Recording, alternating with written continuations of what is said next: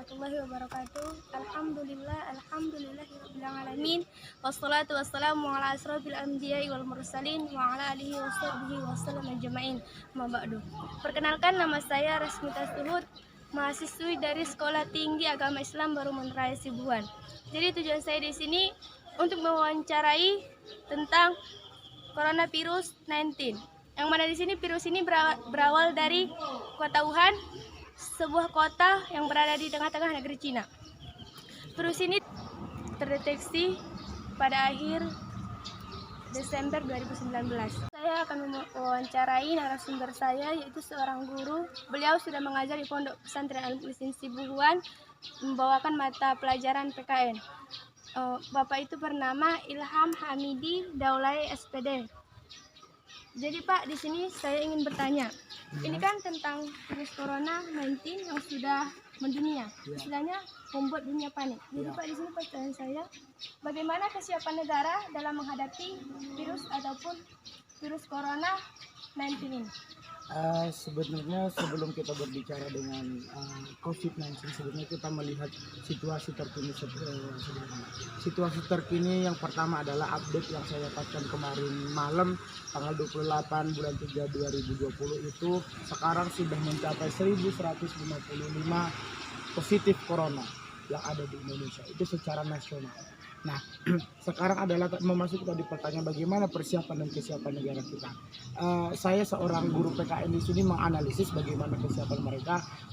Kalau dilihat dari sekarang faktanya di lapangan adalah mereka belum memberikan kayak antisipasi warning, cuman sekedar memberikan surat edaran bahwasanya harus bersiap-siap dan jangan panik. Tetapi untuk mengantisipasinya kayak memberikan stay safe and stay healthy itu belum ada secara faktanya. Cuman ada di beberapa daerah saja yang sudah diberikan seperti penyemprotan disinfektan, terus kayak hand sanitizer dan sebagainya. Seperti itu. Jadi Pak, tadi kan baru bicara tentang surat edaran. Jadi Pak, surat edaran tentang virus ini apa saja dia fungsi daripada surat edaran untuk masyarakat negara Indonesia? Jadi isi dari surat edaran itu sebenarnya banyak sekali poin-poinnya. Namun yang sekarang terlihat di masyarakat yang pertama adalah sekolah-sekolah atau lembaga-lembaga pendidikan itu dirumahkan.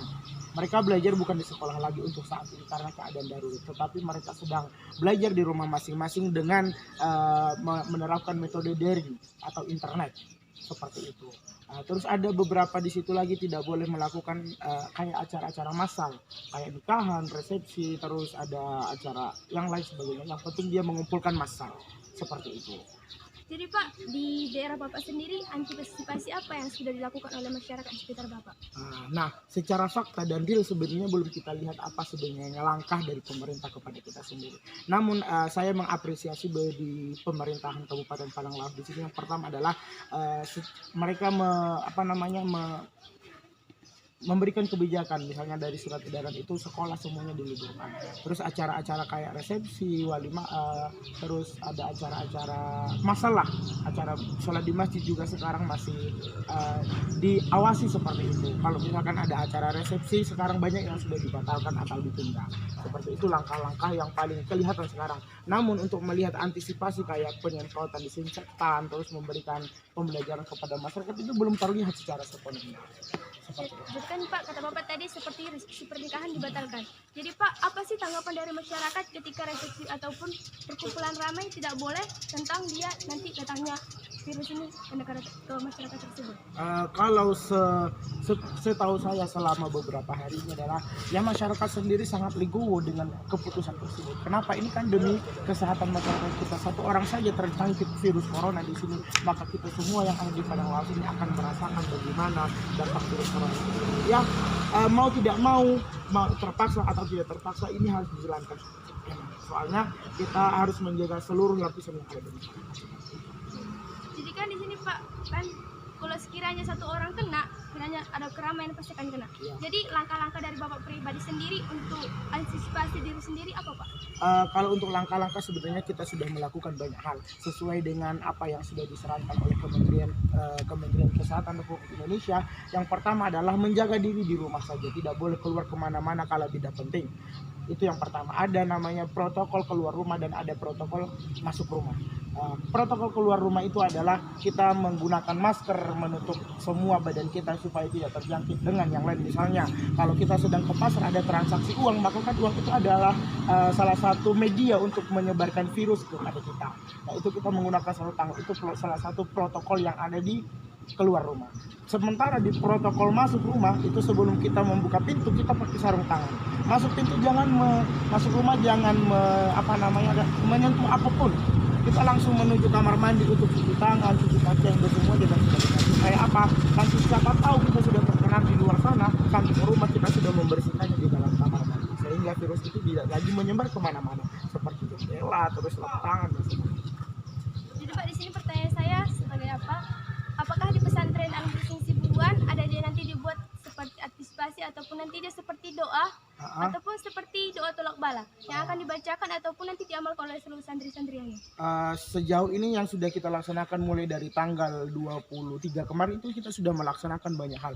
Yang pertama dari stay safe and stay healthy-nya sudah. Yang pertama adalah cuci tangan sekali sejam kita sudah melakukan cuci tangan pakai sabun. Itu yang pertama. Yang kedua itu selalu sedia air hangat untuk apa? Ya biar ada kotoran-kotoran yang ada tubuh kita ini dikeluarkan oleh air yang sudah kita minum tadi. Yang kedua, yang selanjutnya adalah melakukan kayak berjemur di lapangan mulai dari jam 8 sampai jam 10. Minimal setengah jam sudah kita lakukan. Nah, berjemur ini kita lakukan beserta rangkaiannya seperti sholat duha, dan di situ kita melaksanakan kayak berdoa bersama memanjat kepada Tuhan Yang Maha Esa supaya bala ini terhindar dari kita semua seperti itu. Jadi di sini Pak, kami ingin sekali mendengar doa apa seperti doa apa ataupun lapas doa yang telah orang Bapak terapkan di pondok pesantren ini. Kalau untuk doanya yang sudah kita pelajari di sini adalah sesuai dengan arahan pimpinan kita. Doanya yang berbunyi seperti ini. Allahumma inni a'udzubika minal barasi wal jununi wal juzami wa min sayyi'il asqam. Sampai 3 kali seperti itu. Jadi Pak, di sini seperti Bapak pribadi sendiri, dampak apa yang paling mengena ataupun yang Bapak rasakan sesuai dengan gejala-gejala yang ada pada virus corona 19 ini? Sebenarnya dampak yang paling berinfek kepada diri saya pribadi adalah mungkin sudah dirasakan oleh beberapa orang adalah sugesti. Apapun yang terjadi dalam diri kita, misalkan pilek sedikit saja itu kita sudah bersugesti bahwa ini adalah corona. Tapi sebenarnya itu bukan corona. Makanya mulai dari sekarang dari diri kita sugesti itu mulai dihilangkan. Namun bukan berarti dihilangkan, tapi tetap waspada, warning waspada bahwasanya virus ini bisa kita atasi dengan diri kita sendiri, mulai dari pola hidup bersih dan sehat kayak tadi stay safe and stay healthy seperti itu. Dan untuk diri saya pribadi ya keadaan bisa dilihat dari sosialnya sekarang ya semua yang ada keramaian seperti jalanan sudah agak sepi, terus misalkan kita tidak, karena kalau mau keluar rumah masih ada kayak antisipasi was-was seperti itu. Berarti Pak, di sini meskipun ada sugesti kita, jadi sini kita itu tidak boleh terlalu sepele. Yes. Jadi kita itu perlu sangat waspada untuk antisipasi corona ini ya Pak. Iya. Terima kasih Pak. Iya, sama-sama. Demikianlah wawancara kami pada hari ini tentang COVID-19. Semoga apa yang kami paparkan bisa bermanfaat untuk kita semua. And let's stay safe and stay healthy. Ingat, di rumah aja. Wassalamualaikum warahmatullahi wabarakatuh.